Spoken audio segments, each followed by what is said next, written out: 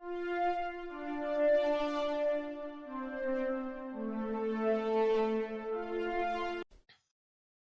everyone, and welcome to the 26th episode of the SWW Show. It is me, AJ. I got Mike on the line. 1, 2, 1, 2, testing audio, testing audio. Wait, AJ, you can tell me to start recording.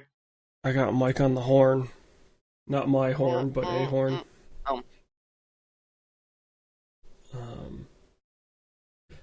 I'm genuinely curious. Okay, so you obviously understood that reference. How many people... Because I think that's clearly a Midwest thing. What? On the... Calling your dick a horn. Yeah, that's not a Midwest thing, that's fair. Probably just through, using context clues. Like, if we went to Seattle and said that. What would we say? The giant space needle? Well... Space needle in the sky? Well, no, but, if we went to Seattle, does that reference necessarily play? Oh, probably not at all. Same thing with, if we went to Boston. Boston it might play. Boston? But, if we went mid-Atlantic, if we went to Charlotte, would they understand? Oh, no, not at all. I feel like that's definitely that is a very much a Midwest and Canadian reference. Wait, you think Midwest and Canadian? Like Ontario specifically. The province of Ontario. Which is basically the width of the Midwest. Well, yeah. So. That's fair. That's definitely true. I mean, I think people would quickly understand it. Just kind of through context clues, but it might take them a second. It's not like they would instantly get it. Mm-hmm. No, that's pretty true, I bet you. But yeah, no, that is... See, there's a lot of those terms, though. Like, what's the joke always that, you're from Midwest, someone walks past you and goes, oop? No, it's... The oop is if you're, if there's... bumping into something.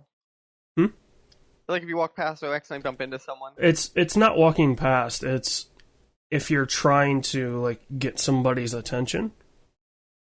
Or, it's also an apologetic. Without saying sorry, you're like, oh! Let's say you there. Like, if you're walking through a bar and you're trying to, there's two groups of people, but there's a gap and you can't quite make it, and as you're trying to go through, you accidentally hit somebody. Like, oh. Like I say, trying to squeeze through it there. Yeah. You're like, oh, sorry about that, excuse me. It's more... I'm say it. Is Michigan really in the Midwest? Come on here. Yeah. Yeah, I mean, Michigan's more in the middle. What people call, parts of Pennsylvania the Midwest. So that's really stretching. Physically, Michigan, I'm probably less joking. Pennsylvania, I get it, but it's really stretching that term. I can see maybe up to Pittsburgh. The issue, though, is realistically when we discuss an entire state, and that's when I think it's pushing it. Yeah. East Pennsylvania, Philly, really, no. It's that's the East Coast at that point. Yeah. I mean, it's literally on the coast. Yeah. Pittsburgh would probably be the farthest I would stretch Midwest. West. The issue is how far west do we go from the Midwest? Minnesota. This is the problem. Is Iowa not? Iowa's more west. Iowa's the Midwest. No. Iowa's 100% the Midwest. I consider Iowa to be part of that. It's part of the breadbasket. The breadbasket's the Midwest. No, it isn't. 100% it is. No, the breadbasket is Nebraska and Iowa and Oklahoma. Iowa is a state in the Midwestern United States. Yeah. I wouldn't call it Midwest, but... I pulled up the Midwestern United States. Are you ready for these states? Isn't Kentucky in part of it? Is Kentucky one of them? Not the list I have. I've heard Kentucky is a fight. Kentucky fights its way in and out of the list. So it's Illinois, Indiana, Iowa, Kansas, Michigan. Kansas Minnesota. is a stretch. I don't disagree. Missouri, Nebraska. This is where I think it's a stretch. Nebraska's a stretch. Nebraska I have not a problem with. North and South Dakota I have a problem with. And then Ohio and Wisconsin. I mean, if you're going to include, I guess, okay, if you're including the Dakotas, you have to include Nebraska and Kansas. and Kansas. So the subsection is the East North Central and the West North Central, with Illinois and Wisconsin being on the east side, and then Minnesota, Iowa, and Missouri on the west side, and then obviously west of them, east of them, respectively. Yeah. I don't know. Like, Hear me out though. it's more of If Minnesota's in the Midwest, yeah. Iowa and Missouri have to be in the Midwest because they're directly beneath it. Not necessarily though, because think about like how do you define regions? We define them pretty broadly though. Yeah. I define them as like first off it's climate based. See, but we don't do that. So it's climate based. Well, but think about it, right? You have the deep south, you have the mid-Atlantic, the northeast, the northwest, the southwest. Like the southwest you think of as being desert. The northwest is always wet. The northeast is the northeast. Mid-Atlantic is like great Carolina, swings. Virginia, yeah. And then the deep south is known for being humid. Like, you know what also the great thing that no one realizes? So, you know, the Mason-Dixie line is the infamous slave line yeah. in the United States. You know the majority of big cities in the country are beneath that line? They are now, they didn't used to be. But it's very interesting because we think of like the South as like the sparsely populated. Like I'm like, no, the majority of that is technically the north-south line in the country, and the majority of big cities are under that line. Well, it's think about it too, right? Like, why is Florida popular? Right, it was the '60s. Yeah, '60s onward, and then every year since then it's gained like an absurd amount. But yeah, no, 100%. That's kind of the flipping point. Excuse me. You know, it's just it's a weather thing, right? Like the greatest generation started aging out of wanting to be cold half the year. Mm-hmm. So instead, they went to sweating their balls off for the entire year. Mm-hmm. You know, so it's just natural that the swings are going to move towards the south, the population swings. Mm-hmm. But I don't ever see New York getting toppled. New York's hard just because how many? Chicago and LA, I could see it happening. Yeah, I could see LA overtaking Chicago, but nobody's going to overtake New York. Oh, no, let me finish you. LA is number 2, Chicago's number 3. I was thinking Houston, I see overtaking Chicago in the next, like, 5-10 years. Yeah. It's right now, they are, I think, 800,000 off. Chicago loses, like, 50,000 people a year, and Houston's been gaining, like, a couple 100,000 every 2 to 3 years. So, like, it's really, like, unless something changes, it's going to happen. Yeah. But more of, like, New York just grows. It doesn't matter how many people leave. There will be more people moving there. I don't know if New York City that's true. It's definitely true. Most of the big cities have been shrinking.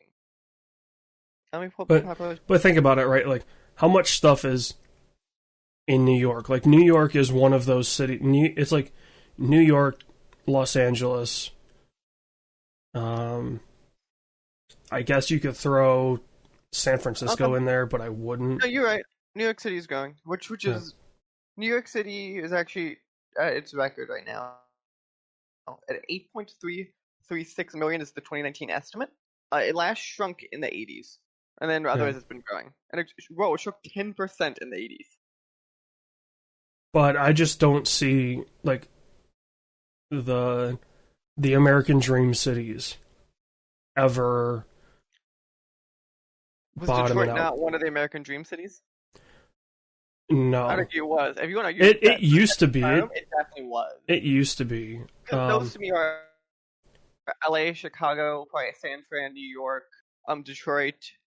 Detroit used to be. So the reason Detroit lost its stature as an American dream city was 1973. That was the oil crisis. Oil crisis. Yeah, so the oil crisis screwed over that city. That was when the Japanese cars started to flood the market. And so you can Mm. clearly point to 1973 as being the year that Detroit no longer was an American dream city. Just they couldn't keep up with what Japan was doing in terms of technological advancements because they were stagnant. Mm. I mean, for probably 30 or 40 years, people don't like to hear this, but Detroit was the wealthiest city in the world. Wow. Like, you can't argue against that. Like, it was the literal center of American manufacturing for It was 30 years. That's true. It was the center of manufacturing. I know it was the wealthy, but I definitely knew it was the center of manufacturing. Well, but think about the companies that Were either there still are or were based in Detroit at that time. Like Ford? the big three. So Mm-hmm. Ford, GM, Chrysler, I believe it was Mm-hmm. Daimler Chrysler? No. It was Chrysler, whatever they're called at this time and moment. Dow is based near Detroit, but they have an office in Detroit. Like, there's a shit ton of things that were based in Detroit at the time that ran the world. I mean, it's crazy to think of how much that city, like, but it's very clear why that city fell off. Mm-hmm. Like, when you're so dependent on one thing, right? They were dependent on cars. That was it. Mm-hmm. They had no secondary thing at all. So when these cheap Japanese cars that were getting 35 miles to the gallon came out and were brought to the States, and the average American car got like 15 to 20 if you were lucky, Mm-hmm. and were 16 feet long compared to, 12-foot Japanese Econoboxes, Mm-hmm.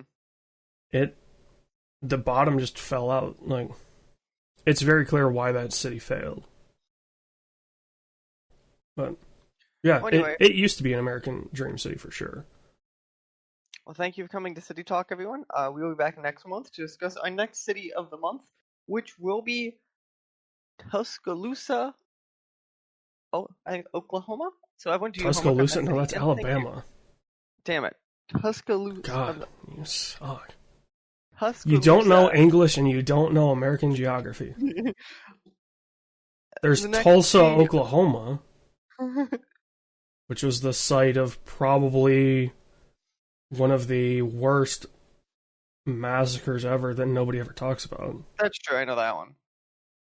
Um, it's just despicable what happened there. Tuscaloosa, Alabama is home to Alabama University. I believe Nick Saban is either the third or fourth highest paid public employee in the U.S. Yeah, that's true. They have a very good medical program there. I think it is. You've done way too much research on Alabama. Well, no, Alabama's always on TV for their football. So if you watch any college football, they're going to eventually be on, and then they just talk about the university. That's fair. And the reason I know the Nick Saban thing is because every year that map gets posted of, like, who's the highest paid person in your state? Who's the high, and then it's inevitably, who's the highest paid public employee in your state, and how much do they make? Because all that stuff's obviously, you can just look at it. But yeah, I forget how many states it is where the college football coach is the highest paid public employee in the state. It's ridiculous. State, I wouldn't be shocked. But No, one of them was a chancellor of a university.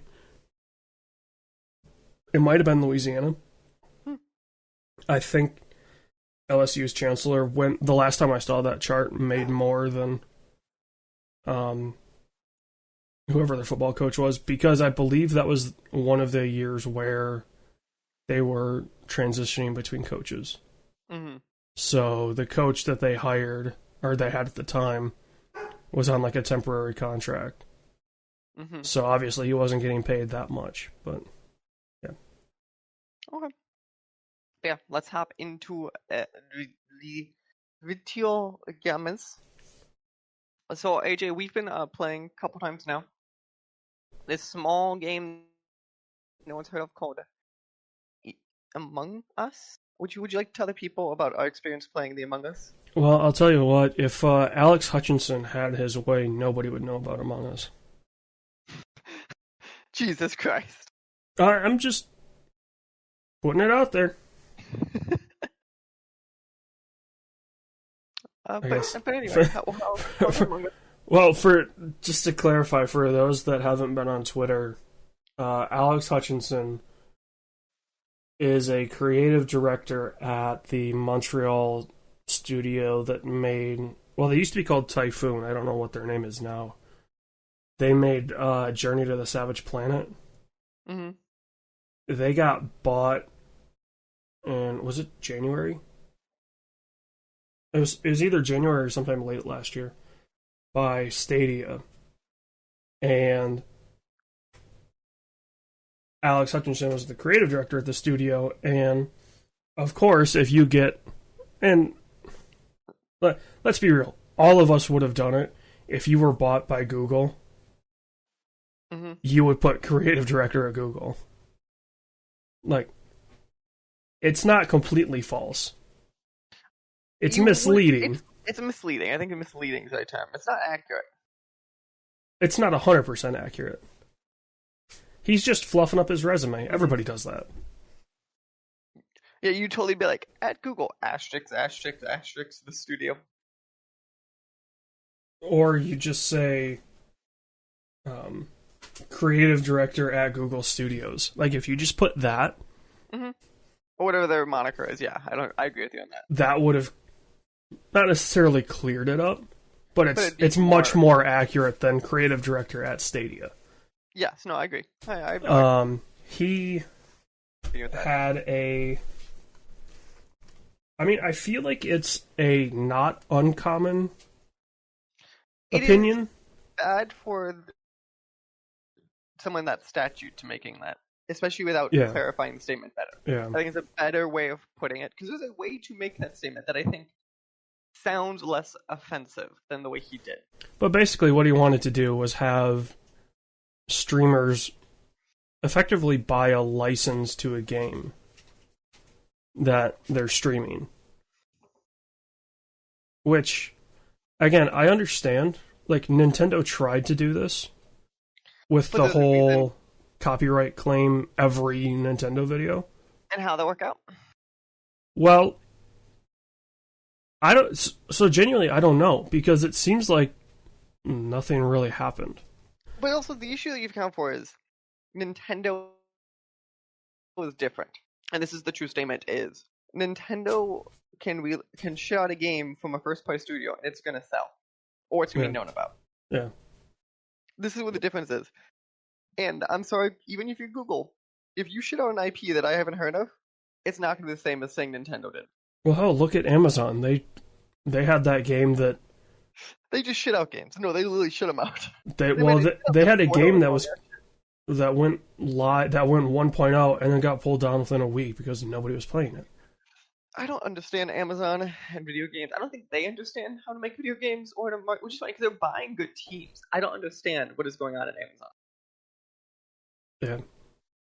But It's not a lack of money. It's not a lack of talent. I think it's a lack of vision. yeah, I don't know. Like, I still think Amazon doesn't realize how they became successful. No, I think they do. I think they don't know how to replicate it in markets that you can't replicate that in. You can't replicate success in video games the same way you can replicate success in another storefront. Like, so you started in books. Great. So Well, you move to clothes, or you move to another thing. Great. That's the same. It's a lot of it's similar ideas. Entertainment is different. So, Young with TV and film was when you came out on Amazon Prime, everyone got this already, and also your only competition at the time was Netflix and Hulu. So by the time other ones came out, you were one of the known players. When now you're trying to go into a very known space. Well, but even think about, like, the rise of Amazon, right? Like, okay, they weren't successful in books. Like, they were. Nah, they had some down years, and it nearly ended the company. And then. But they had enough capital to keep going. Yeah, they had VC they behind them. I also don't think they're public yet, which helps. Right, they were a private company at the time. And then they found mild success in that, and then they just started to. They effectively got enough VC to just become a blanket market. Mm-hmm. And them in the marketplace, great. Obviously, we're all using it. The issue though is selling games is at least recently turned into a very different thing. yeah, well, I don't even think they have a problem selling games because they're still one of the largest video game retailers in the world. They have a but problem selling their games, making and selling. Yeah, that's fair. They have a problem with the production. They don't have a problem selling. Which I don't understand because again, they're not like they're buying like not the biggest games, but they're buying teams that make games. Like they're not buying like random people out of garages. They're buying like, oh, you have a track record of games. We're now buying you. You should at least make games. The issue though is Amazon's like, oh, we're buying 10 teams. Great, everyone go make an MMO. Yeah, like Amazon's focus testing their stuff to death, right? Like they're just looking at charts. Effectively, Amazon is doing what like the Raiders do. In the sense that a player has a breakout season, and then the Raiders sign him to just an ungodly contract, and then the player can just never replicate it. Like, that's what Amazon is doing, but with video game studios. Like, they have a hit game. Like, nobody knows why a game is going to be a hit. And that's fair. And like, so that's why like, Amazon, in theory, could run games for a while and lose money on them and be fine. And, like, they'd still let them stay alive. The issue is, though, they're making the games too big with knowing if they're going to fail or not. Yeah. Your first game shouldn't have been an MMO. Your second game then shouldn't be a team-based shooter that took you a couple hundred people 5 years. It should be let's get a game out relatively quickly, see what worked or didn't work, great, let's get more data, go again. Because I assume their business plan was to lose money for 10 years. Great. And try to release as much stuff as you can in that time period. Yeah. Think about the one game that they're not necessarily funding it, but they're definitely partnering with. They're partnering with Star Citizen. Like, first off, that game is never coming out. It can. No, that game is never coming out. Don't say stuff like that. The book on Chris Roberts is going to be the greatest book ever written. Because he has multiple of these games where he effectively fleeces people.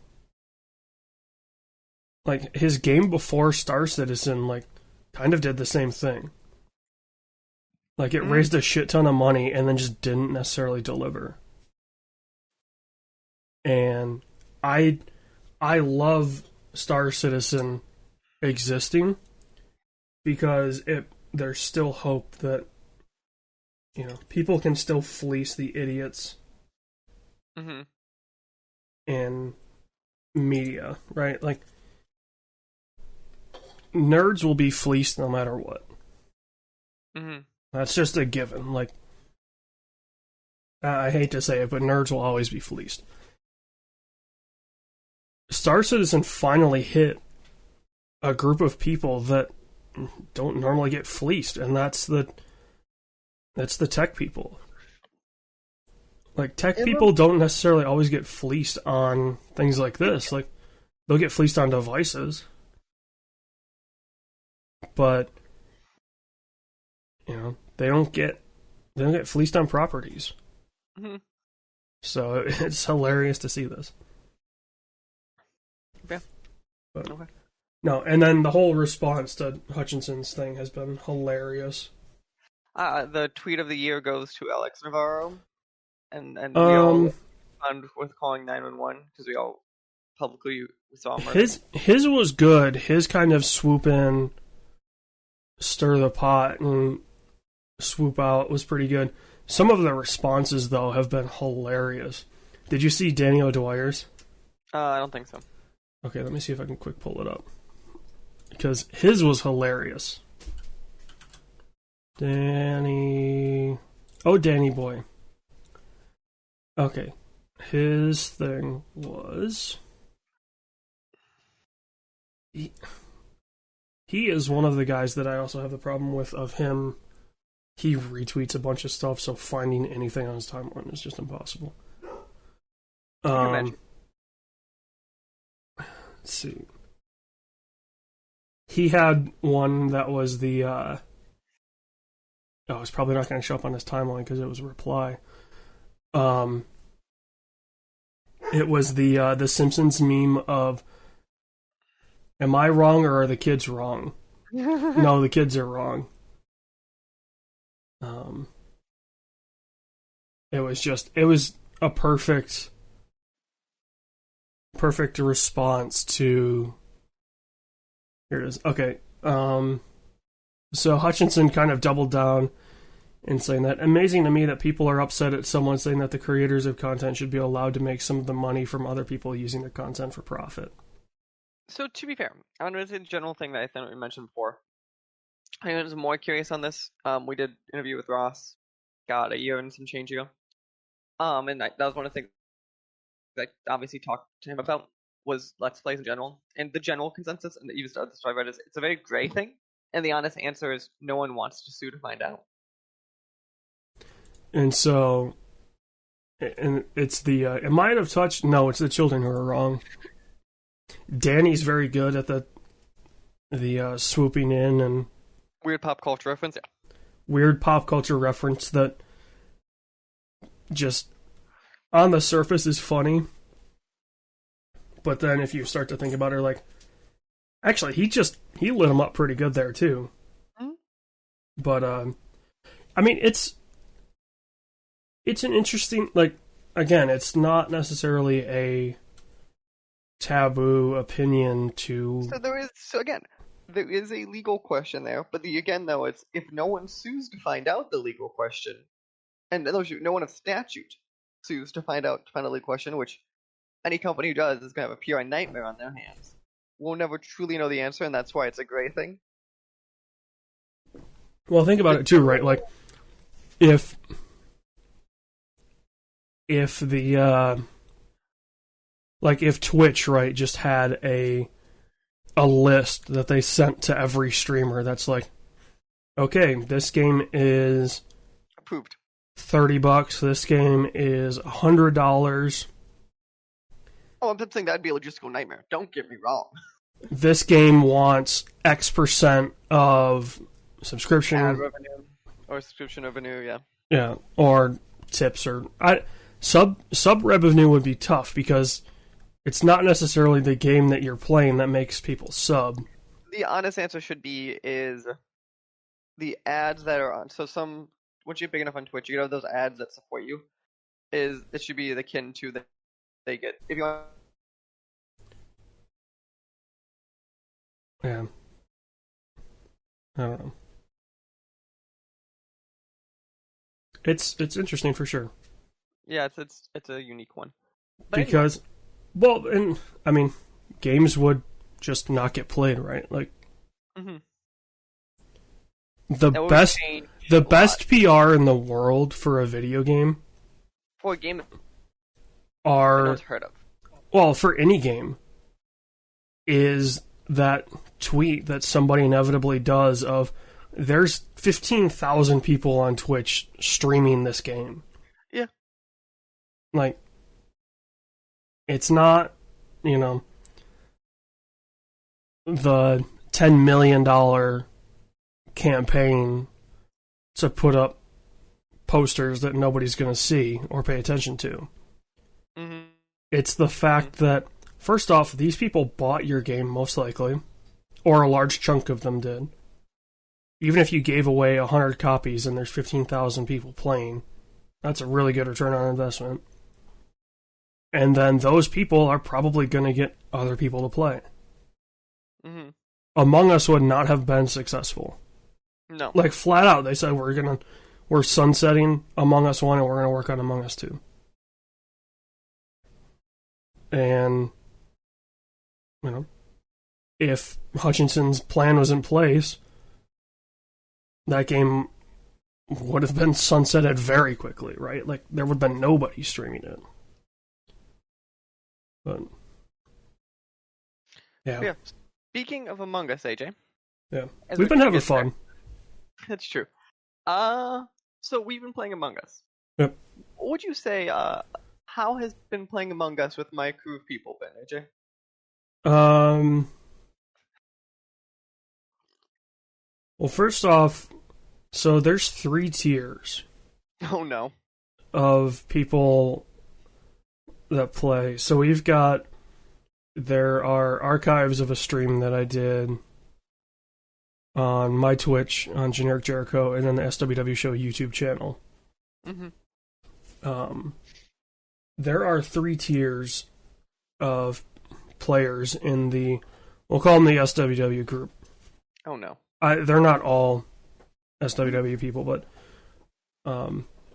it's just for the sake of condensing it down into a group, it's just easier. Mm-hmm. There are the people that know the game inside and out. You and Corey? No, I don't know the game inside and out. Tuesday's pretty good at it. Corey thinks he's good at it.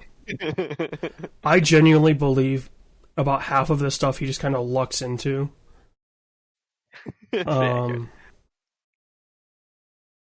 Who else? Like, there's probably 1 or 2 people on that top tier. Okay. Then there's the mid tier of the people that I would say know how the game works, but don't know, like, necessarily the intricacies. Mm-hmm. And that's most of the people. I put myself in that category. Megan's in that category. A couple of the guys from the stream were in that category. Am I in that category? No. Whoa. And like that mid category is like, we had it where one of the guys that we were playing with thought you had to be in the room to sabotage. Yeah. Which, I mean, whatever. Like, that thinking is not wrong. That's probably somewhat of a common assumption until Yeah. Yeah, like if nobody told you how the intruder or the imposter system works, you would assume that. I think like, that's a fair that's a fair assumption. Like that, yeah, of course, that's how it should work, but it doesn't, which is fine. But and then there is the basement tier that know how some of the things work, don't know really how anything else works, and are probably better off as crewmates dead because all they can do is do their tasks. And who was... Oh, that's you and your roommate. You and Hannah are 2 of the just. For the record, I don't get stuck in doorways like she does. No. You're also the competency of, I'd say, a 6-year-old in that game. I don't understand why you imply such things. Under what ground are you saying that's true? Let's see. You frequently, whenever we play with 2 imposters, if you're an imposter, are called out almost immediately because you always walk past a body and never report it. Have I told you actually didn't see the body? I still don't believe it.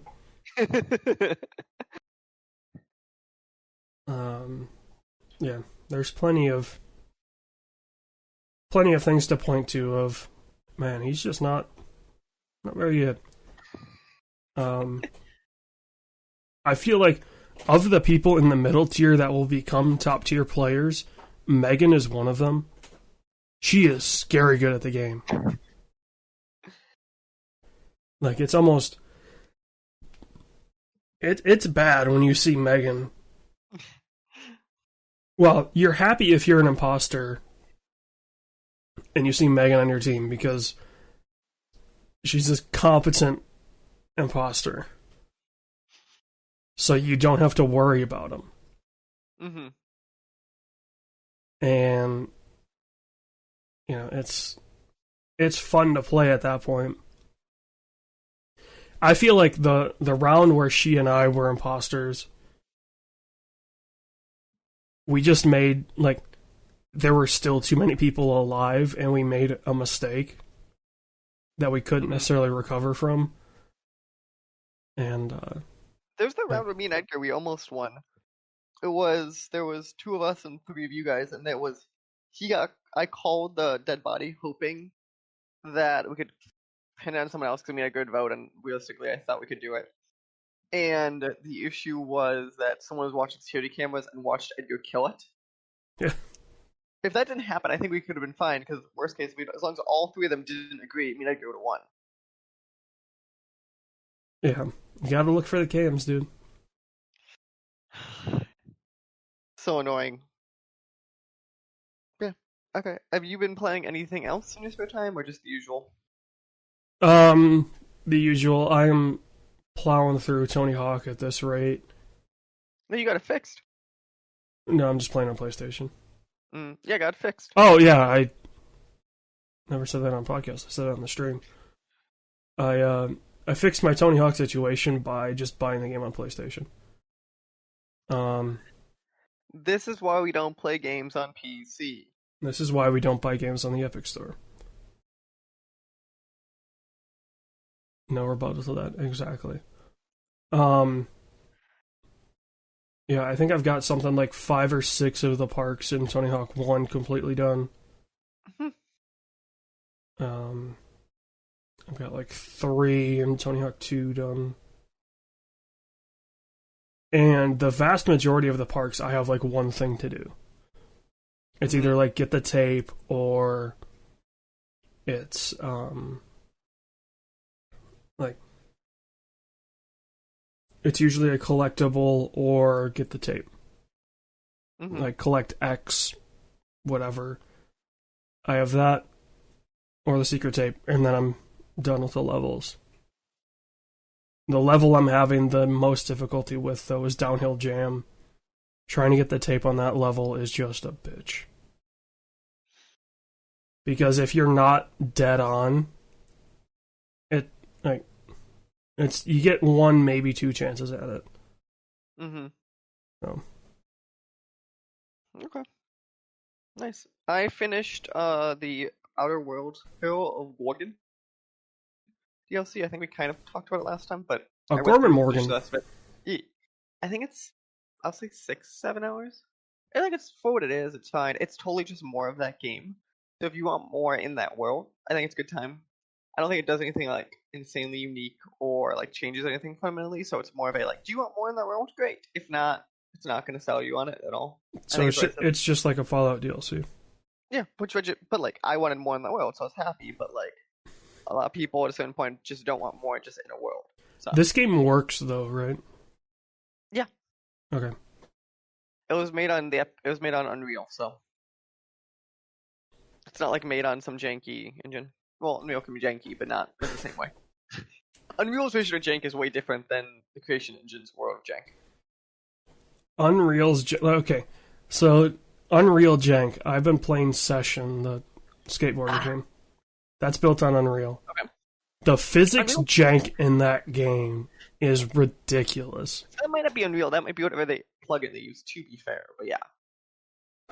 But because the physics engine in Unreal isn't atrocious. I think it's fine. It's just like I don't know. It gets ridiculous at points. I would say it's probably stronger than the one in Unity, so I don't like. And Unity's physics engine, you can still make it do what you want. So what the point of physics engine is, make it do what you want consistently. That's it. The best physics engine I think I've ever interacted with though is Frostbite. That's just because of the creation system. The destruction system, I mean. Yeah. That's solely what that is. That has nothing to do with anything else.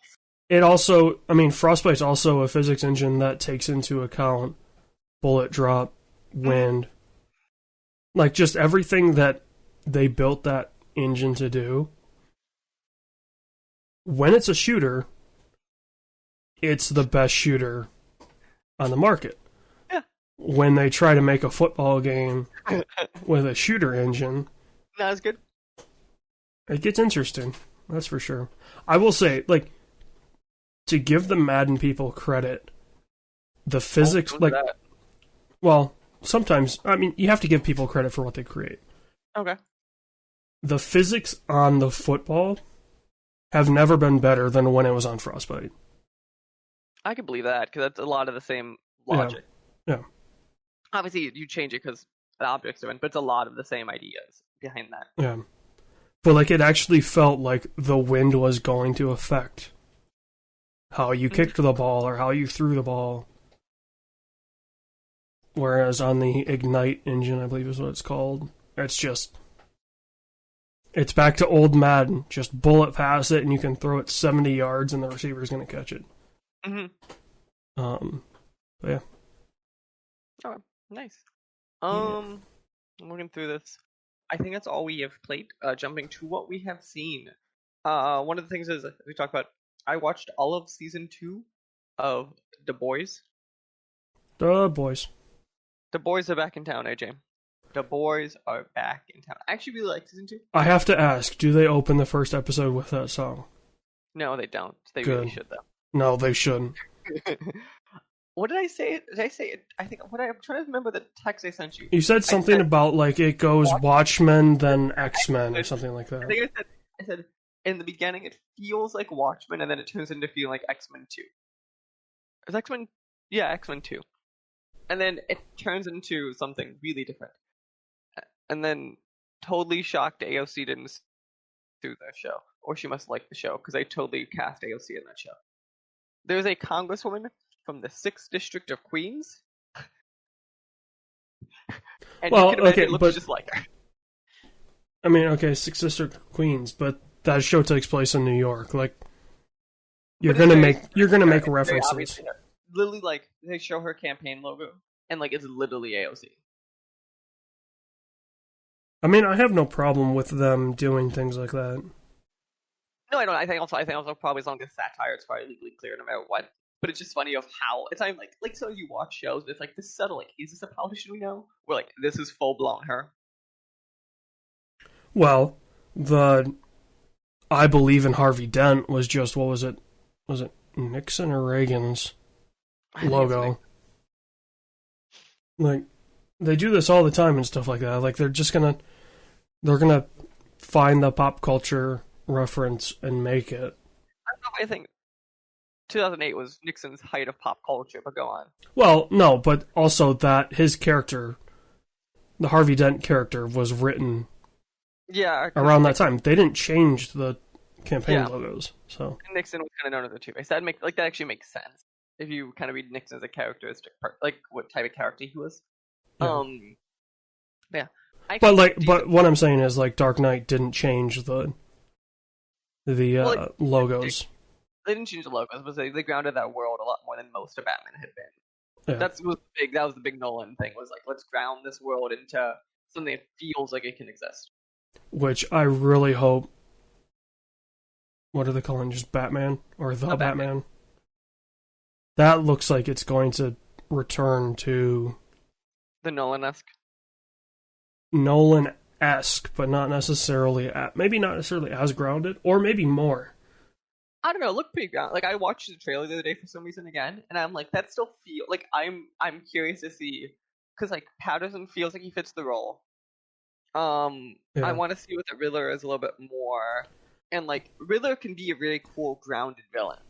But also think about the tech that they used and abused in the Nolan. Like, the Batmobile was something that, okay, yes, it works and it drives, but realistically, that would have never been made.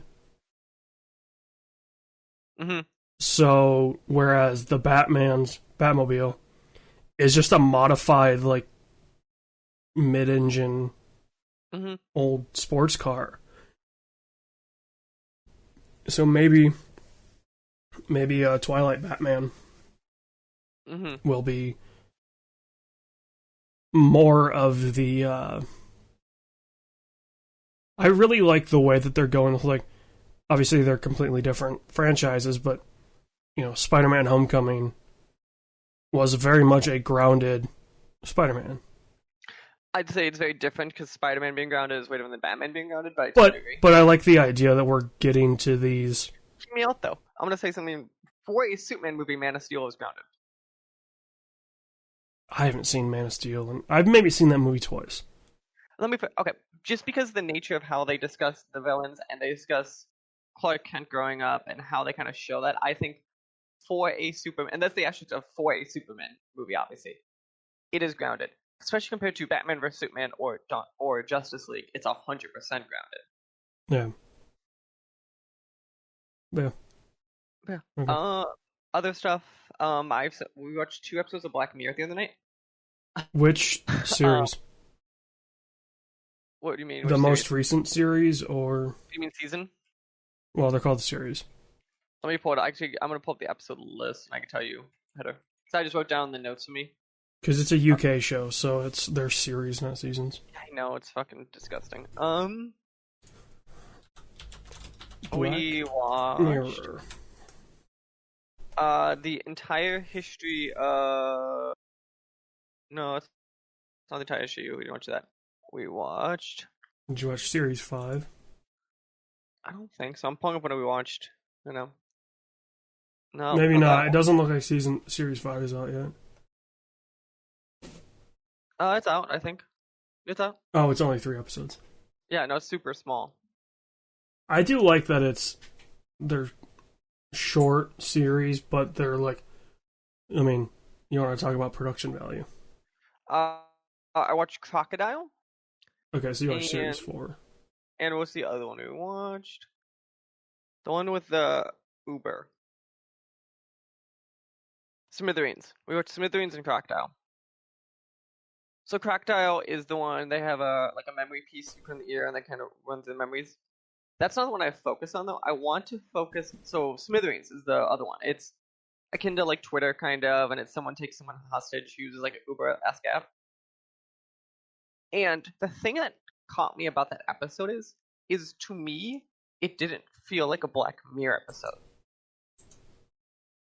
And what I mean by that is, sorry, to me, I'm trying to find the no, fine. Smithereens. episode list. So to me, what makes a Black Mirror episode is the idea of emergent technology that doesn't exist. And because Smithereens focused on like a Twitter-esque app, I'm like, that exists to me. And that to me is what threw me out of it, was like Black Mirror is you take this thing that like we're on the verge of existing, or kind of exists but we don't understand it yet, and then kind of twist it.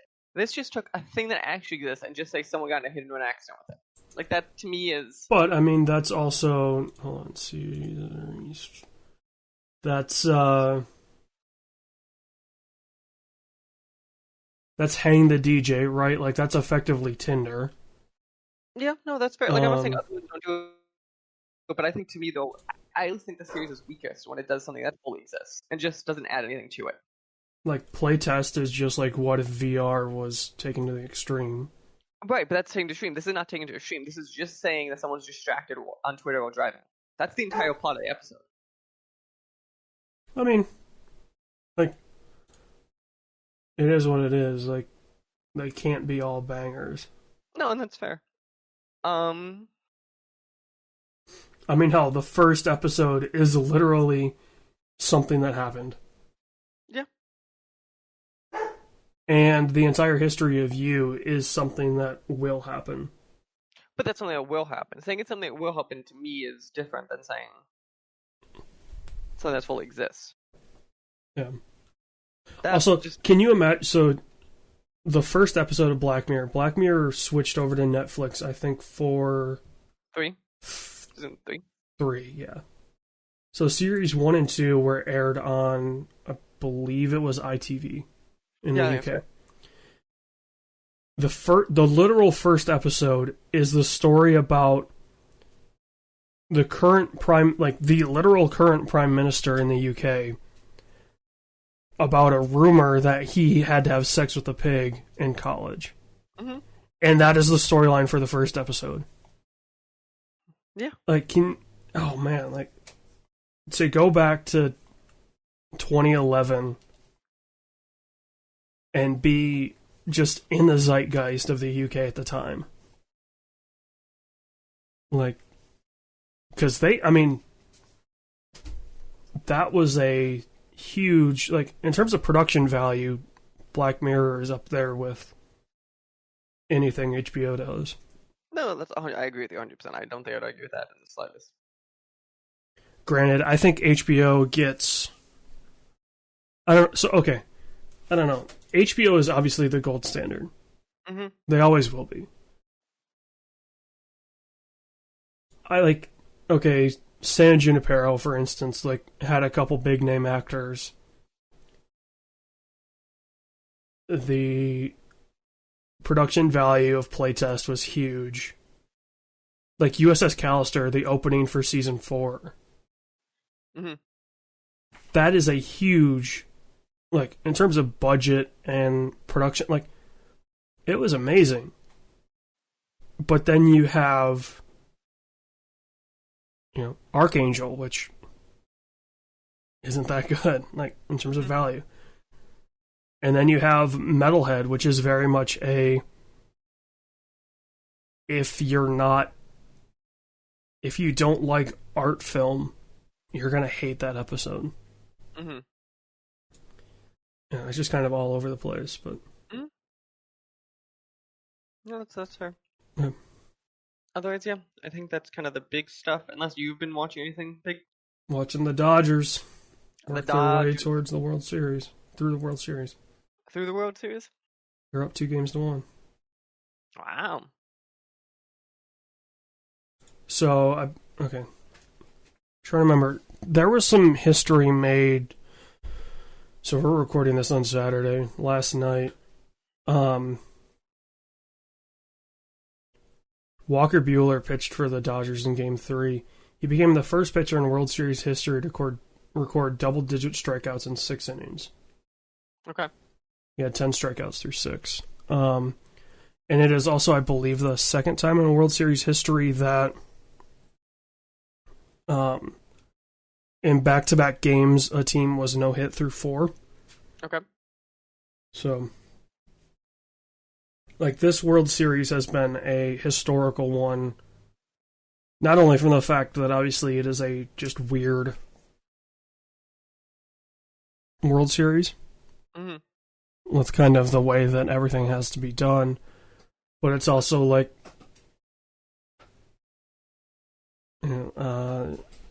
Mookie Betts is doing things that only Babe Ruth has ever done. Position players for the Dodgers are doing things that have only been ever done once. Like, Austin Barnes hit a safety squeeze, a safety bunt, and then his next at bat, he hit a home run. Mm-hmm. Like, that had only ever been done once, that somebody had a sacrifice RBI, bunt, and a home run in the same game. So, nice. Yeah, it's been fun to watch. And it's always great when they cut to the dugout and Cody Bellinger's there and just looks like he's on cloud 10. Just because he's there? No, look up a picture of Cody Bellinger if you've never seen a picture of him.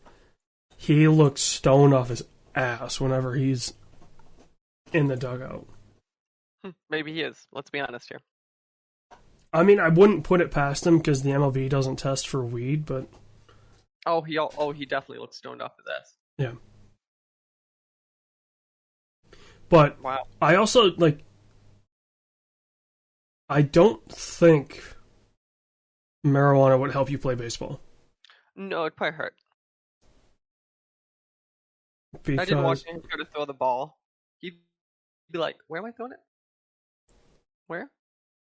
Like, if anything, an upper would significantly help you. Yeah, an upper I can see, but like a downer? Yeah. Like, if you're just doing lines in the dugout, and you go up to bat and can just, basically count the seams, the stitches on the ball as it's coming to you, and you can just time it up perfectly, like, of course. Mm-hmm. But yeah, a downer I don't think would be...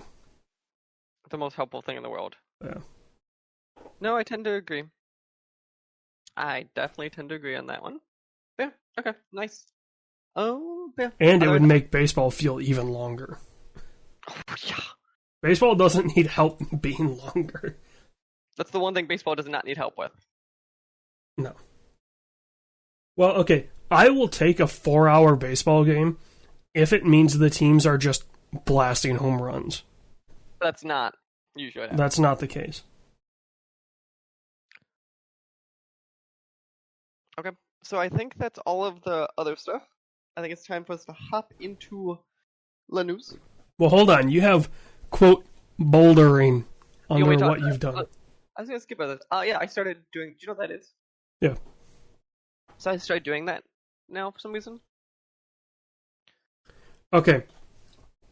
So, we're just going to talk this out because the vast majority of guys, whether you like to admit it or not, pick up a hobby for one of 3 reasons.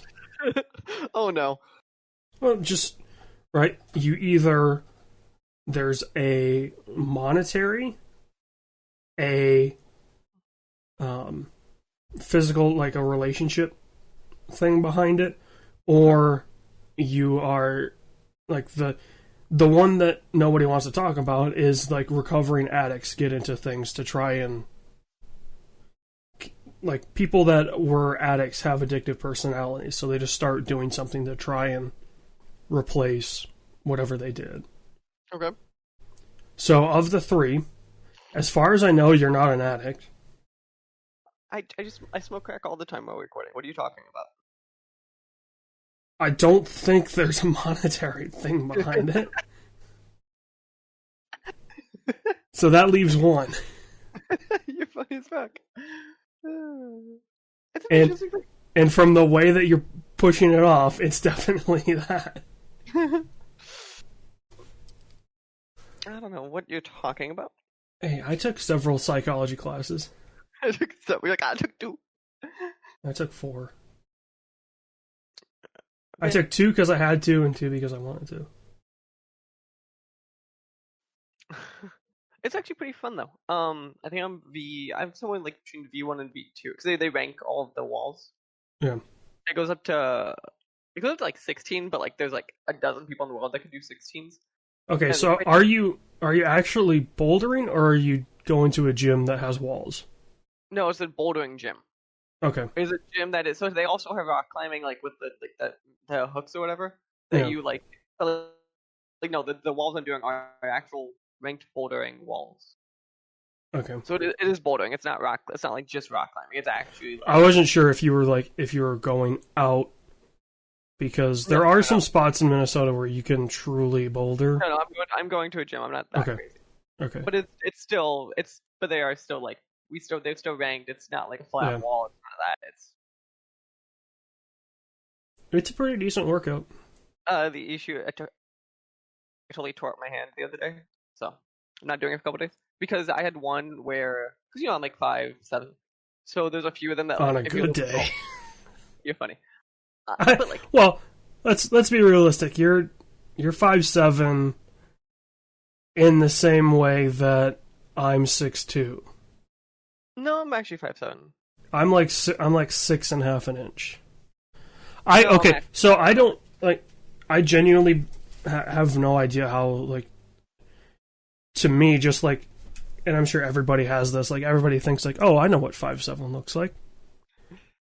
I don't.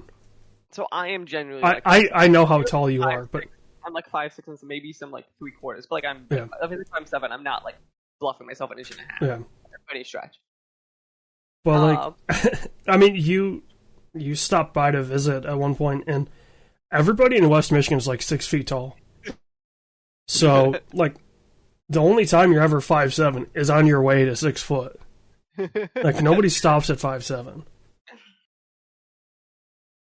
Yeah. But so one of the walls though I was doing where it's definitely like if you're a little bit taller, like one of my friends were there and he could do it, he could just kind of reach and go for it. I had to kind of like jump up and try to grab myself and then swing myself over. So like a few times when I did that, I would grab onto the thing and then slide off. Are you in a harness when you're doing this? No. Okay. It's you fall on the ground. Well, I wasn't sure like how tall. I think where I fell is like 6-7 feet. Because I know some of them they'll put you in a harness because you're going like 20 feet in the air. So I think this wall, I think tops 12 feet, 10 feet. I mean, that would Or still 12. hurt. It's still, don't get me wrong, like, you'll feel it when you fall, but if you fall correctly, you'll be fine. Yeah. It's like padded floor, obviously. Yeah. It's not like you're falling on. That'd be amazing. Can you imagine the gym? That'd be the reality TV show, and all of the rest. It's like pure concrete floors. You know who would be good at it? It would be wrestlers because they know how to take a bump. They'd be good at the falling. I don't know if they'd be good at the climbing because it's very specific, and some wrestlers are probably just too big. Yeah. I mean, It's so genuinely, that's what you need to do if you're gonna continue to boulder. Learn to wrestle. Well, not necessarily learn to wrestle, but learn how to fall.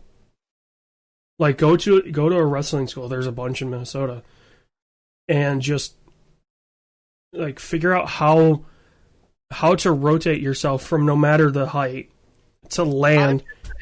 Minnesota is the only state that I know of that had a professional wrestler as a governor. I'm trying to think. But AJ, who is the governor I'm referring to? It's the Body Ventura, but I'm trying to think. Like, the only thing I can think of is maybe like back when wrestling was truly a thing. Like, I mean, Abe Lincoln's in the Wrestling Hall of Fame. So, like, we had a wrestler president. That's true, but like that's not what I mean. Yeah, but he was more like Greco-Roman wrestling. Yeah, well, he wasn't like going in the. Which can you imagine a 6'1", 6'2" guy Greco-Roman wrestling? Like, for people that don't know what Greco-Roman wrestling is, that's Olympic wrestling. That's grappling. You don't want to be tall. Mm-hmm. Or if you're tall, you need to be heavy. And Lincoln was not known for being heavy. No, he was a twig. So, being that size, and also having to wrestle guys significantly smaller than you would be extremely difficult. Mm-hmm. Okay, so let's now, we have the first news story, which is obviously the most important story, and the most upsetting. One of the most upsetting stories is James Bond, AJ, is no longer coming out on Thanksgiving. Everything getting delayed. We would like to apologize on behalf of this Mr. COVID-19. I don't know who puts numbers in the names anymore, but apparently Mr. COVID pushed it back into April of 2021. No, it's SARS-CoV-2. So he's the second. Okay. Yeah. We should really tell his father. Like, if we're being brutally honest, it is effectively the second SARS. That's true. Yeah. I think that is for us, one of the big things. So obviously that was the thing that was reopening theaters. That was the movie that was, for a lot of theaters, like The Saving Grace, coming out on Thanksgiving. And now Le Band is Le Pushed. Which I don't see. Okay, so AMC is obviously doing the theater rental thing. Mm-hmm. I don't see how AMC stays in business. We will get to that in a hot minute, Asia. The other delay story, as we get to the AMC question, though, is also the Dune movie is being pushed an entire year. Not surprising at all. That one's, I think, less surprising, but like compared to, also I think it matters less than Bond matters. Also, here's the thing, right? Like, all these studios that are just sitting on movies that are done, put them on Amazon for $40. You know, do what Disney did with Mulan. And get, like... Because, honestly, nobody's gonna really care in April when No Time to Die comes out. I'm still going to go see it in theaters, you're saying? I mean, yeah, we'll still go see it, but nobody's going to care. It's going to be... Let's just jump into it. So, we have this string of stories kind of all theater related. So one of the big ones obviously is AMC is saying they're concerned. They think they have money through. They said through the end of this year, and then they also have announced a new deal in which you can rent an entire theater for $100, and they have a list of basically films that are approved for it. It's a weak list. Also, do you notice too, which I didn't realize, pending the movie actually is above $100. It's like Yeah, Tenet, it starts at 100. which it's an interesting list, to say the least. I think it's a cool model to try to get money. And then Okay, so on it's top of all this, as we're discussing theaters, by the way, is New York has announced the ability of some non-New York City theaters to reopen, which at least should push AMC's. They said the liquidation in a couple months. well, but so this is not city theater, so this is going to be like Buffalo and Rochester, and that's it. That's still at least more theaters for them to handle. Also, think about it, right? Like a closed theater obviously makes no money. It loses everything. Mhm. An open theater could potentially lose you more. But then Than a my closed assumption theater. is, if it's going to lose more than the closed theater, then they will keep it closed. I don't know. I feel like AMC is at the point where they're just like, we gotta open them. Just the hope that we get revenue. That's fair. So the movies are Two Hearts, which I have no idea what that is. Apparently, there was a 2019 Addams Family movie. There was, I don't remember that. Alita Battle Angel. which I heard was good. It's okay. I saw it. Broken Hearts Gallery, which is a new movie. Come Play, which no idea what that is. The Empty Man. I think came out last year. Sure. Hocus Pocus, which it doesn't say which one that is. I assume it's the one that we all grew up on. The one from the 80s. Is that the one we all grew up on? I think there was one in like the mid 80s that released. Honest Thief. How to Train Your Dragon 1, not any of the others. If I need, it'd be the best one though. How they should do How to Train Your Dragon triple feature and Yeah. And I promise you that'd be a good family thing. What do we all do on Thanksgiving? That we could all kind of be together. Yeah. Jumanji: The Next Level. God Almighty. So the second one. I still haven't seen that. Not sure I want to. Jurassic Park 1. Monsters Inc. 1. The New Mutants. So there's another new movie. And that one's more than the $100. And Tenet's on the list too, I know. Does it say? No, it doesn't say. Mine has the prices. The cost for this movie ranges from $149 to $349 plus tax, depending on theater. Who the fuck is paying $350 to see New Mutants? Nightmare Before Christmas. That one, so the Halloween themed ones, I think, to me, I would have wrapped them in a package. Yeah. Like, those all make sense, obviously, just Halloween based on the time. ones, wrap in a package, give a small discount, say now you have the theater for 5 hours. Yeah. That, to me, would make a lot of sense. Shrek, which I guess it's a good... Like, the family movies on this are weird. So, I think because the it's non-Halloween family movies, I agree with you. Yeah. They're The either Halloween ones, I think, make sense. Yeah. They're either really old or they're like the second. Yeah, which is the weird part to me. Like that Monsters Inc. I'm like, put both Monsters Inc. on there, for example. Yeah. Tenet, and then The War with Grandpa, which is another new movie. Okay, so Shrek. Shrek is $100. Just doesn't matter where. It's $100. Good. $5 a head if you have 20 people. Yeah. Okay, so it looks like Two Hearts is a new movie. Because it's a $149 to $349. But I'm wondering, so the $349 plus tax, does that include... Not food. Well, no. But is that Dolby... I think so. Includes whatever it's showing. You have to email the individual theater manager, it looks like. Yeah. And they have Dolby theaters listed. So I guess I can see Kansas, Michigan. I could rent out my local one.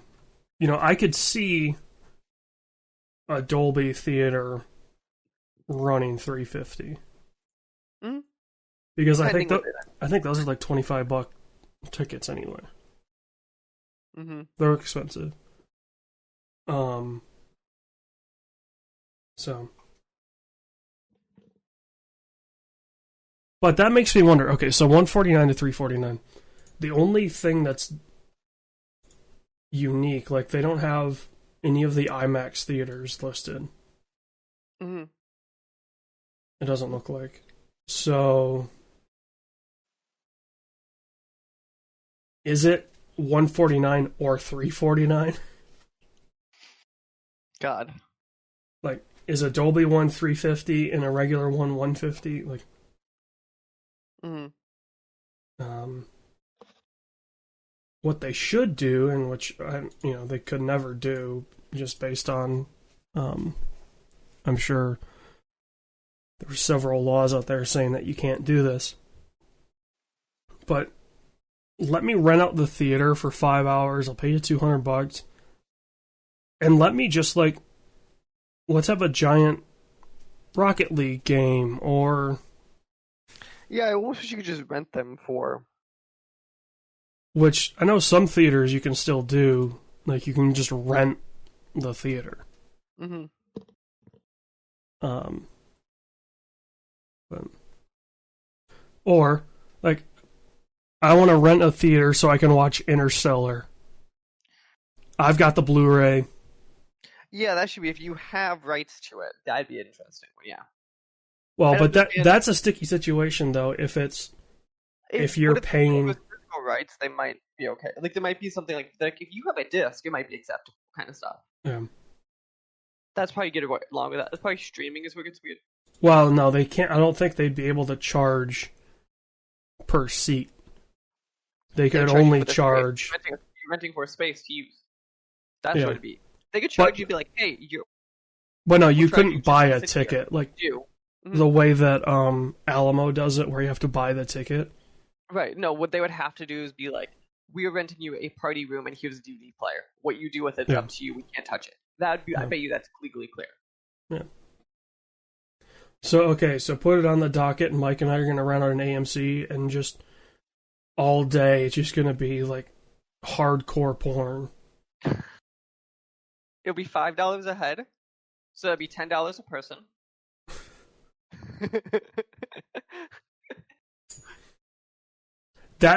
So that would be the way to do it, right? Like charge $5 a head, and just say that, and then just charge every dude 10 and every girl 5, and proud of myself for that one. That was a good joke. I'll give you that.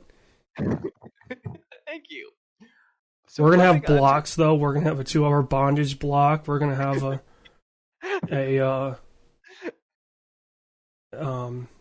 a sub block for an hour. I don't think Mike or I could stand watching DOMs and subs for more than an hour. So we get one of those, like, the old Sony TVs with the glasses for the player 1, player 2? Yeah. You do that, and that way it's playing 2 different videos. If you don't like the one, you just click a button, it goes to the other video. That would just be way too much. I was like, that's too much work. The tech-wise, I don't think to make that work would be insane. I guess. But anyway, jumping onto other theater-ish movie news. We have a giant block of Disney here. The big thing is basically Disney announced during the earnings call they are fundamentally restructuring that company, which basically means they are working on bypassing theaters entirely now and traditional TV, and are basically turning into a streaming company. Obviously, they still have a parks division that's fundamentally hurt right now, and a cruise division, but they are basically changing the company to focus mostly on streaming or majority on streaming, and that includes Disney Pixar Soul, which was the movie that you didn't know about a couple months ago when we were talking about it. You weren't sure of. is now bypassing theaters entirely and going straight to Disney Plus. Didn't I say this was going to happen? You did. It was also the Pixar movie that you like. I don't remember this Pixar movie. Yeah. Also, I predicted this move. Also, what's interesting is Soul will not have a premium price tag. It will be included with Disney Plus. I think they saw the backlash to Mulan and were like, "Yeah, we can't do that." But it's interesting though because they were putting a bath on that. Hmm.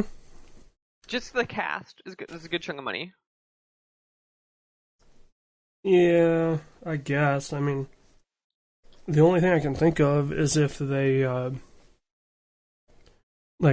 what was their true cost of that movie to Buena Vista, not the listed budget. You think I'd say listed budget matters. Well, but how much did Buena Vista actually pay? Like, because this movie was greatly helped by several Chinese production companies. Fair. So, what do you think the budget listed is? And then you could argue logistically what that is. But what do you think the budget was? Well, it didn't break Pirates' record, so I'm gonna go like 315. 150. 150. That's not bad. Because a lot of it's voice cast. It's Jamie Foxx, Tina Fey, some other ones I don't know. Graham This Norton. Soul? Yeah. Sorry, I was talking about Mulan. No, Soul I could see having a pretty high budget. Yeah. Angela Bassett. Like, this is like a cast that like costed money. Yeah. Obviously not everyone did, but like it totally cost. This is not like a relatively cheap cast. No, I mean Jamie Foxx is one of the most expensive voices out there right now. Which is interesting because I'd want Jamie Foxx as an actual actor more than a voice actor. But... Yeah, I mean, I'm not pushing him as a voice actor. I'm surprised he's that expensive as a voice actor. Let me phrase the statement. Well, I think he's expensive because he can basically list a price. That's fair. Right? Like, if you were, do you think he raps in this film? No. You don't think Jamie Foxx just like instead like he's gonna do the thing where like he's the closing song? No, because it's a movie about soul music, so I don't think he would rap. He may start, rhyming, because that was kind of there was a scene in soul music that was like predating rap. Mm-hmm. So I could potentially see that maybe happening. But I mean, Jamie Foxx can call his shot, right? Like he can say, if you want me in this movie, I'm gonna be $50 million. Mm-hmm. And it's just, if you want him, then that's what its price is. Like, I'm not surprised at all. But so let me reframe the entire discussion here. So obviously, we have a second Jamie Foxx story. I think will kind of frame the discussion pretty nicely. So it is now being officially confirmed from Hollywood Reporter that, which is a Sony property, so bear with us, the next Spider-Man movie, Jamie Foxx is returning as a villain he did from Amazing Spider-Man 2. And I know this is Sony's a little different, but let's all be honest, eventually this will be Marvel. Also Hollywood Reporter is owned by like Sony corporate. They have nothing to do with. But I'm saying, Sony but generally Pictures. speaking, I'm curious because the Marvel part actually is what I'm curious about is how long do we think we have left of the MCU movies before they just go straight to VOD? I wouldn't be okay. So this has end of next year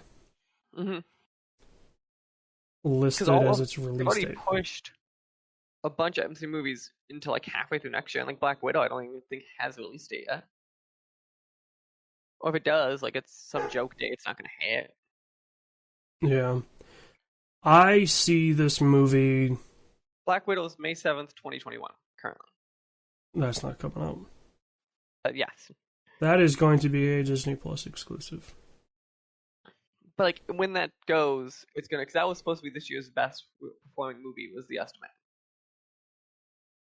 Which I find hilarious because Yeah, especially because like MCU movies I know perform. I would never expect Black Widow to be internally the estimated best performing film. I would have thought Bond would have done better. I think with a full box office, Tenet probably would have been up there. You think I would up there? I don't know if I would have outdone Bond because Bond just because Tenet was. I hate to say it. I think we discussed it. Tenet was trying to be a Bond. Yeah, but nobody knew that. I think it felt like that in the trailers. Also, you have to remember, Fast and Furious was supposed to be this year as well. Don't know that yeah. No, that would have been the top box office performance. That would have been a $2 billion movie, and nobody would have thought. Nobody would have blinked an eye. Obviously. That would have been, of course. I mean, this is a 2022 movie. Like, whether you like it or not, everything is getting pushed from 2020. I bet you 2020 will have films starting by halfway through the year. It's a matter of what films and how calendars look, because calendars are going to be fudgy for a while. But I mean, remember, there's a shit ton of movies that were supposed to release this year that they still want in theaters. Yeah, so mid 2021 is going to be everything that was supposed to be in March is just getting pushed till then. Mm-hmm. I don't see Spider-Man 3 staying in 2021.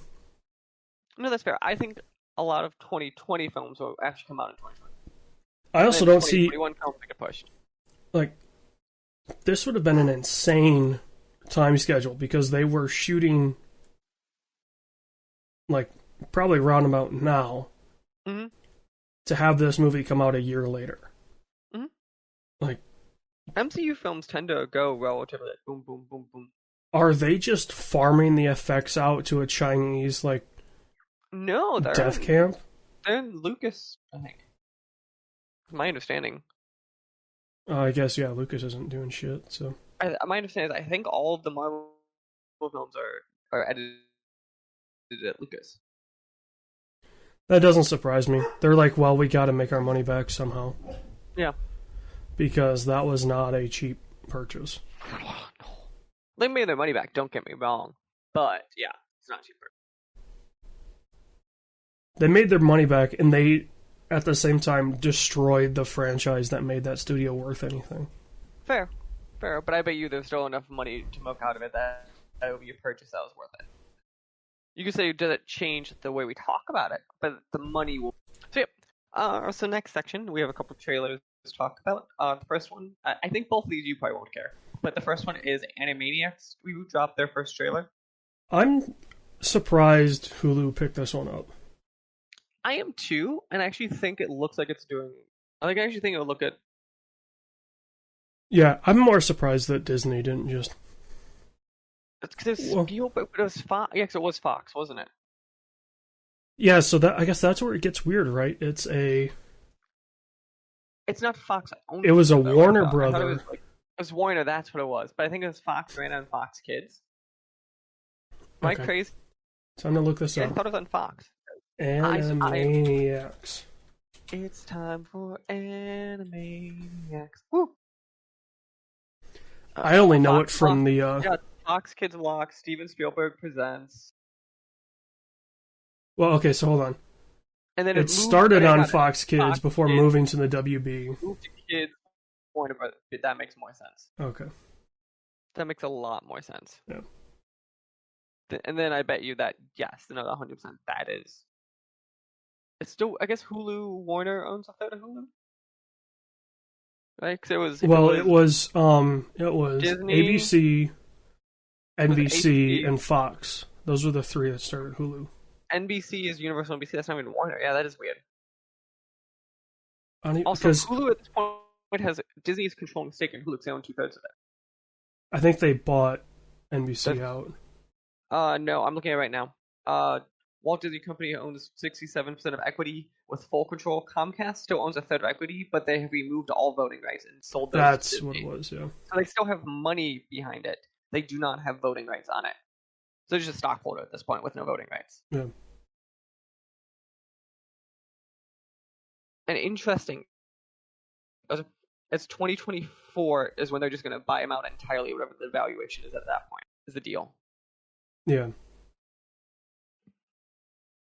I knew it was eventually going to be full Disney, but it's still a while out. Yeah. Yeah.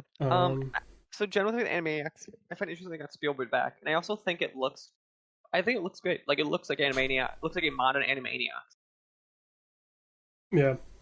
I mean, a lot of those old, the still kind of hand-drawn animation shows will scale up amazingly well. So, and the next trailer is Invincible.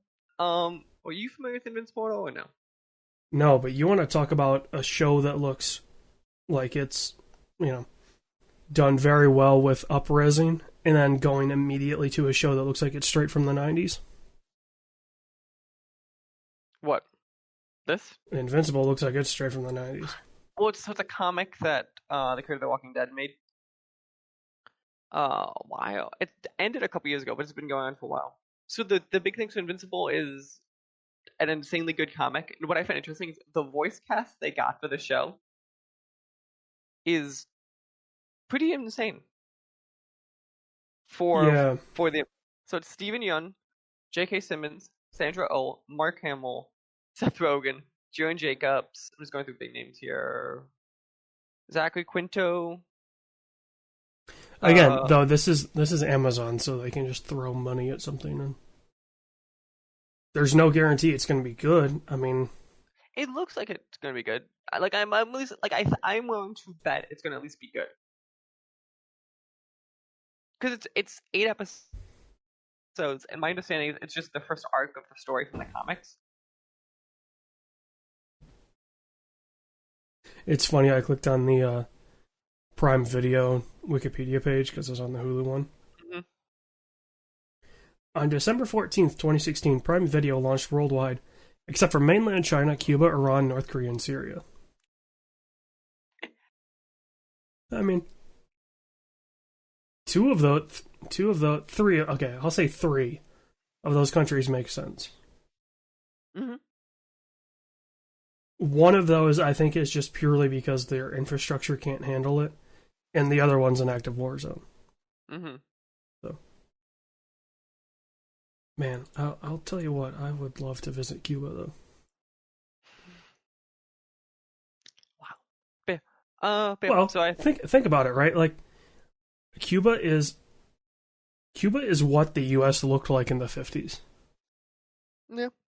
Like, it just froze. So yeah, all the cars are created like that, even, yeah. The cars, the architecture, the styles, in terms of, like, the, what things are colored, like. Mm-hmm. So. Yeah. Otherwise, I think people should check out the trailers. They're kind of cool. Final film and TV news story, which is very important. A Hollywood Reporter has officially confirmed, and we'll have a second update of this, is both Jared Leto and Deathstroke are returning. So Jared Leto as the Joker, and then Joe, was his name, as Deathstroke are returning for Zack Snyder's Justice League. AJ? No, he's just joined the reshoots. So is this film plot going to make any sense, do we think? Hold on.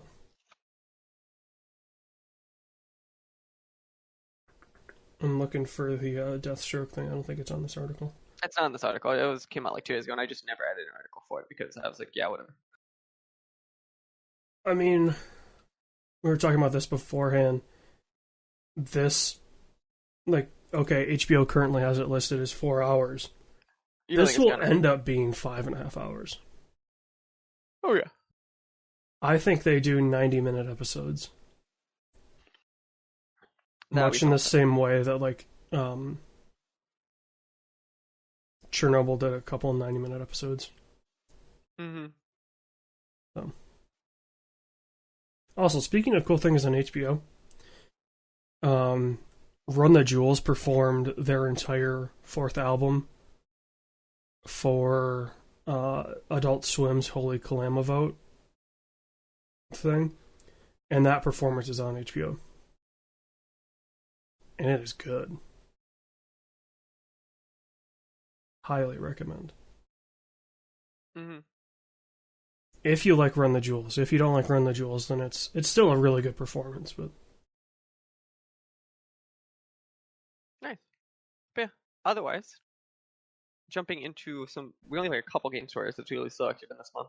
First one after well, AJ. it was slow until about a couple days ago when That's true. a current creative director, probably soon to be former creative director. Accurate. Yeah. Yeah. So the first story after AJ was convinced it was not coming out this year, Worms Limbo. I just making a point because of the story, just solely because AJ said that earlier in the year. But I mean, like this, all the signs pointed this to being delayed out of the year. Shh, don't ruin this for us. It is having an open beta on November 6th, and then the game will be officially coming out on December 1st on all major platforms. Actually, no, I'm sorry. It's just on PS4, PS5, and Steam. It is apparently a PlayStation console exclusive. Not surprising, considering I believe Worms started on PlayStation. I think it did, but the last couple have been on everything. That's why it's surprising.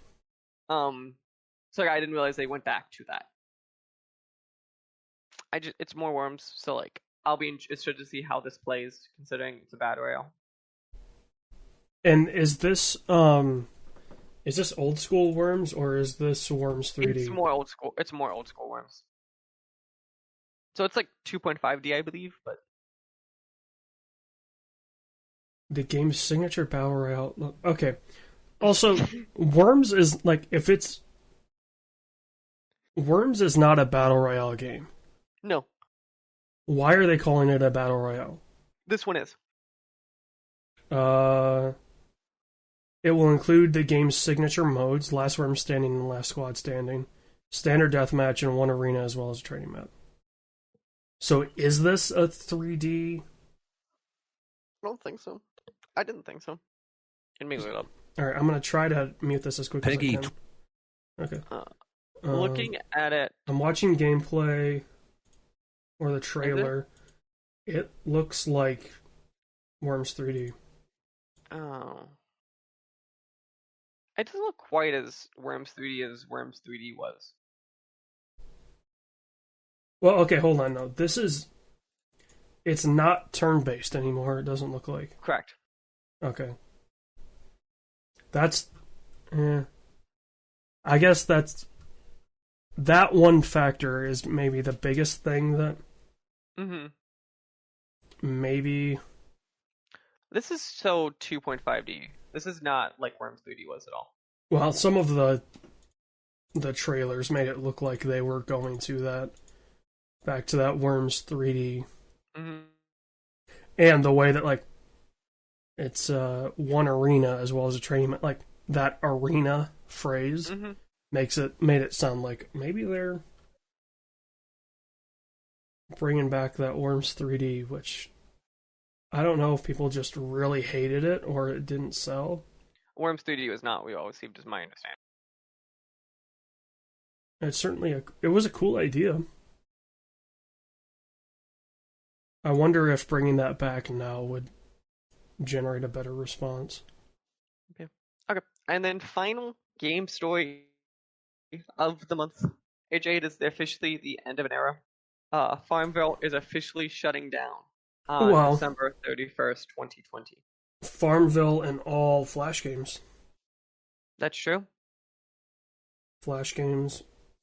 The end Flash dies December 31st. That's gonna be so weird. Just think about how many games that are just gonna be gone. Well, there's the I forget what it's called, but the like Flash preservation group. So do you think Steve Jobs is officially smiling in his grave because of this? That was his war with Flash, is how this started. No, I think Steve Jobs was just a perpetual, just hates everything. But this 100% started with his one flash on the iPhones. No, I don't think it did. Really? I To me think that's the first I think major power fighting Flash. the death of Flash was when Macs stopped running Flash. Okay. It wasn't when iPhones didn't run Flash. It was when Macs stopped running Flash. Because think about it, right? Like, how many edutainment games are built on Flash? A lot. A lot of them were. And Apple had a not great, but for some reason extremely well saturated education system. And, so none of these edutainment games worked anymore. So, they would have had to effectively, switch their entire computer system over to Windows, which no school district is going to foot that bill twice. Footing it once was hard enough. Yeah. God, I hated growing up with Macs at school. It was atrocious. Well, and it wasn't even that you had Macs. It was that we always had the PowerShell ones. Oh, we had actual Macs at least. The all-in-ones that had the translucent cover on the back that were different colors. We had those in the classroom, but then when you went to computer lab, those were all of those HP like workstation machines that everybody has interacted with. It was those, so we were effectively learning two different OSs. Oh, that's almost worse. Well, but in the grand scheme of things, right? Mac and Windows really aren't that different. Yeah, that's fair. I just prefer Windows. Yeah. Absolutely. I mean, the flexibility is there. Like, I've always said if I had built my computer as a Mac, right? Like not a Hackintosh, but a Mac, it would have been, well, what it is now, right? If I took what I had now and made it as a Mac, it would be $35,000. Which there's no way I would have been able to afford that. But as a Windows machine, it was $1,500, and I could afford that. So. Nice. Yeah. Looking at games coming out soon. This list is kind of outdatish, but we have PS4 launch games. PS4? Of Demon's Souls. And PS5. Actually, I think Souls is the only one that's only PS5. Because Miles Morales is definitely on both. And then AC Valhalla, which is also coming out on November 10th, is obviously all of next gen and this gen and PC. Cyberpunk 2077 comes out on November 19th for current gen. Next gen upgrades are sometime next year, but they auto upgrade. And then, as we discussed, Worms Rumble comes out December 1st. I think we are sticking with our lack of movie club for right now to account for the lack of theaters. And I believe that is everything I have for this show. Before we wrap this show, I can't wait to watch this Borat movie. Oh, I was about to say I was going to watch it at some point. I think this weekend too. If it truly has this scene of Giuliani fondling himself, I think that's hilarious. It doesn't though. Like it came out and people were like, that's not at all what it was advertised as. Yeah, but from the way that he described it, it doesn't look good. It doesn't look good, but it's definitely not the way they were. No. Also, what is it with him being able to get Republicans to take their pants off? Because he did this on his Showtime show. What was it? This Is America? This Is America, whatever. Yeah. No, that's the song. No, but yeah, I know you're talking about it. It's His American show, whatever it Now, was called. something. Yeah. Yeah. He had That's that. like a season. He had that. Was he from Alabama or Louisiana? That representative that he had him. Was that not Joe Walsh? I thought she did something with Joe Walsh on that show too. He had somebody stripped basically completely naked. Okay, I don't think that was Joe Walsh. Joe Walsh was the old Illinois rap. He had something with him on the show. Sasha Baron Cohen. His name is spelled weird. It's a CH instead of an. Okay, his show was called Who is America? Who is America? Jason Spencer, that's who it was. Georgian representative. And then the Joe Walsh one was the Arming Toddler. Yeah.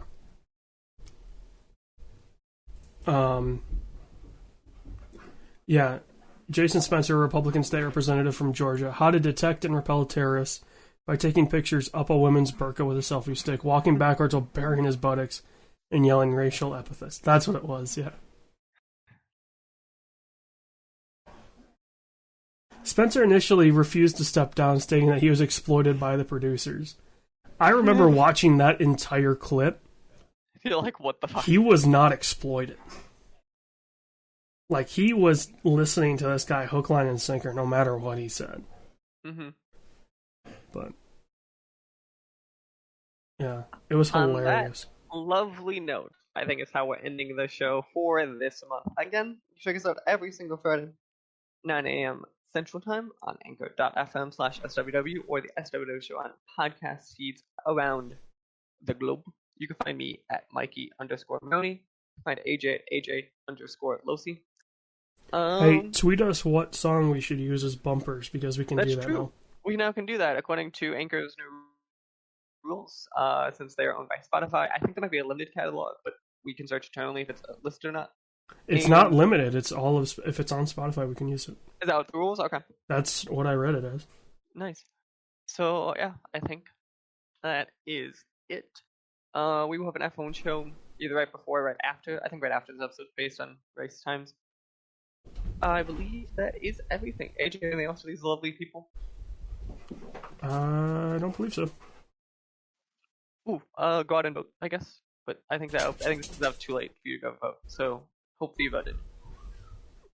If you didn't vote, I don't know how you didn't. Every signpost in America has a sign that says "Go vote." People, I'd love to meet the person who's like, there was an election. The only reason that you shouldn't vote is if you aren't registered. That's fair. And Let me my dad isn't registered to vote. I don't believe in compulsory voting, but I agree with you morally should vote, but I don't agree you should be forced to vote. No, you shouldn't be forced, but you should just. And you hear me out. You should vote. And if you don't know something about every race, maybe don't for every race, but like vote for the ones that you do know about.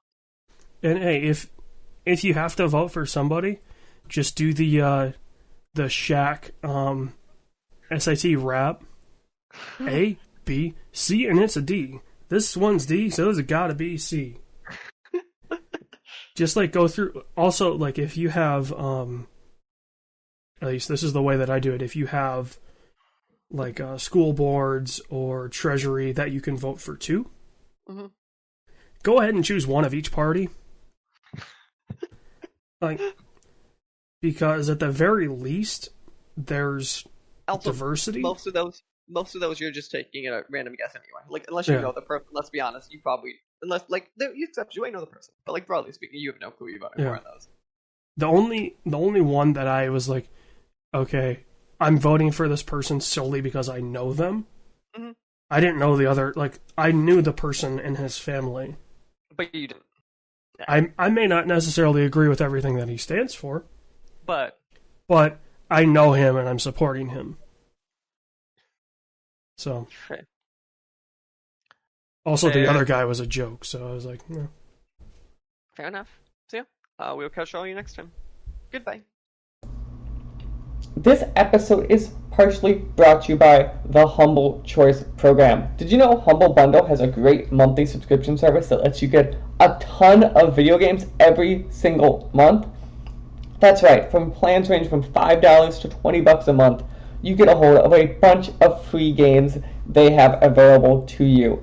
And you can use our code down in the description below to go and sign up. It would help our podcast and help you see what great games are available for you this month. This podcast was a production of the SWW Show. To learn more, go to theswwshow.com. Remember, you can follow the show on Twitter at the SWW Show. You can follow me at Mikey_Maroney. You can follow AJ at LowSeatBoy. Remember, new episodes premiere on Friday, 9 a.m. Central Time on anchor.fm/SWW and podcast services around the globe.